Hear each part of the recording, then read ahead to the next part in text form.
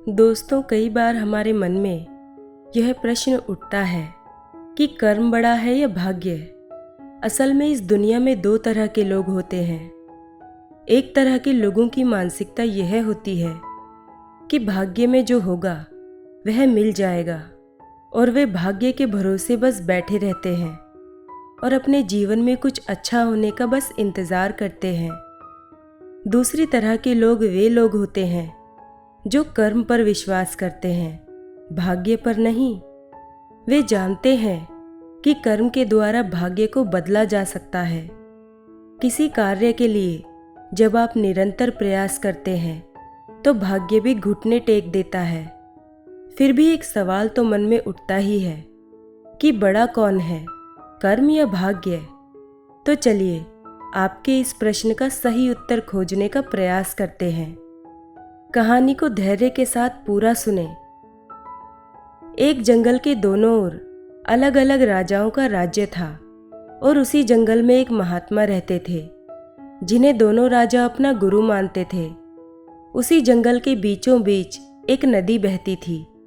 अक्सर उसी नदी को लेकर दोनों राज्यों के बीच झगड़े फसाद होते रहते थे। एक बार तो बात बिगड़ते बिगड़ते युद्ध तक आ पहुंची। कोई भी राजा सुलह को तैयार नहीं था, सो युद्ध तो निश्चय ही था। पुराने समय में यह प्रथा हुआ करती थी कि युद्ध से पहले राजा अपने गुरु का आशीर्वाद लिया करते थे। इसलिए दोनों राजाओं ने युद्ध से पहले महात्मा का आशीर्वाद लेने की सोची और आशीर्वाद लेने वे दोनों राजा महात्मा के पास पहुंच गए। महात्मा, जो कि जंगल में एक छोटी सी कुटिया में रहते थे, पहले एक राजा आया और उसने महात्मा से युद्ध में विजय होने का आशीर्वाद मांगा।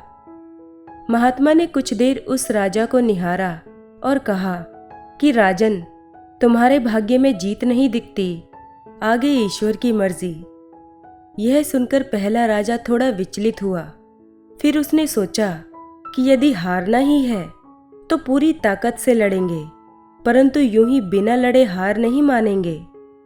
और अगर हार भी गए तो हार को भी औरों के लिए उदाहरण बना देंगे, परंतु आसानी से हार नहीं मानेंगे। यह निश्चय कर वह वहां से चला गया। दूसरा राजा भी जीत का आशीर्वाद लेने महात्मा के पास आया। उनके पैर छुए और विजयश्री का आशीर्वाद मांगा। महात्मा ने उसे भी कुछ देर निहारा और कहा कि बेटा, भाग्य तो तुम्हारे साथ ही है, अर्थात युद्ध में तुम्हारी विजय निश्चित है। यह सुनकर राजा तो खुशी से भर गया और वापस जाकर निश्चिंत हो गया, क्योंकि उसे लगा कि जब मेरा भाग्य मेरे साथ है तो मुझे कौन हरा सकता है। उसे लगा जैसे कि उसने युद्ध तो जीत ही लिया हो। अंततः युद्ध का दिन आया।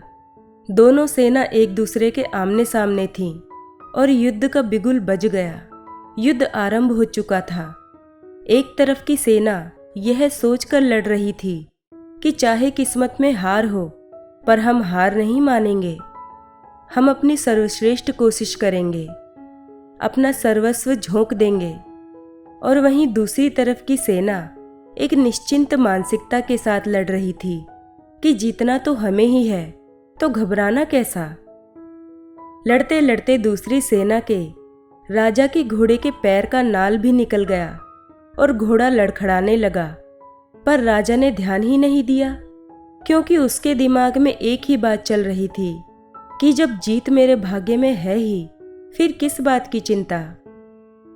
कुछ ही क्षण बाद दूसरे राजा का घोड़ा लड़खड़ाकर गिर गया, जिससे राजा भी जमीन पे गिर पड़ा और घायल हो गया और वह दुश्मनों के बीच घिर गया। पहले राजा के सैनिकों ने उसे बंधक बना लिया एवं उसे अपने राजा को सौंप दिया। युद्ध का निर्णय हो चुका था। युद्ध का परिणाम बिल्कुल महात्मा की भविष्यवाणी के उलट था। अब दोनों राजाओं को यह जानने की बड़ी जिज्ञासा थी कि आखिर भाग्य का लिखा बदल कैसे गया। दोनों राजा महात्मा के पास पुनः वापस गए और उन दोनों ने महात्मा से प्रश्न किया कि गुरुवर, आखिर ये कैसे संभव हुआ? आपने जो भविष्यवाणी की बिल्कुल उसका उल्टा हुआ। महात्मा ने मुस्कुराते हुए उत्तर दिया, राजन, भाग्य नहीं बदला, वो बिल्कुल अपनी जगह सही है, पर तुम लोग बदल गए हो। उन्होंने विजेता राजा की ओर इशारा करते हुए कहा कि अब आपको ही देखो राजन, आपने संभावित हार के बारे में सुनकर दिन रात एक कर दिया। सब कुछ भूलकर आप जबरदस्त तैयारी में जुट गए, यह सोचकर कि परिणाम चाहे जो भी हो, पर हार नहीं मानूंगा। खुद हर बात का ख्याल रखा, खुद ही हर रणनीति बनाई, जबकि पहले आपकी योजना सेनापति के भरोसे युद्ध लड़ने की थी। अब महात्मा ने पराजित राजा की ओर इशारा करते हुए कहा कि राजन, आपने तो युद्ध से पहले ही जीत का जश्न मनाना शुरू कर दिया था। आपने तो अपने घोड़े की नाल तक का ख्याल नहीं रखा। फिर आप इतनी बड़ी सेना को कैसे संभालते और कैसे उनको कुशल नेतृत्व देते? और हुआ वही जो होना लिखा था।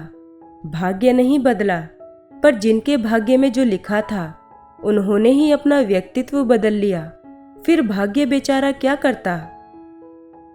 दोस्तों, भाग्य उस लोहे की तरह वहीं खिंचा चला जाता है जहां कर्म का चुंबक हो। हम भाग्य के अधीन नहीं हैं, हम तो स्वयं भाग्य के निर्माता हैं। यह सत्य है कि भाग्य भी उन लोगों का साथ देता है जो कर्म करते हैं। किसी खुरदरे पत्थर को चिकना बनाने के लिए हमें उसे रोज घिसना पड़ता है। ऐसा ही जिंदगी में समझें, हम जिस भी क्षेत्र में हों, स्तर पर हों, हम अपना कर्म करते रहें बिना फल की चिंता किए, तभी भाग्य भी हमारा साथ देता है।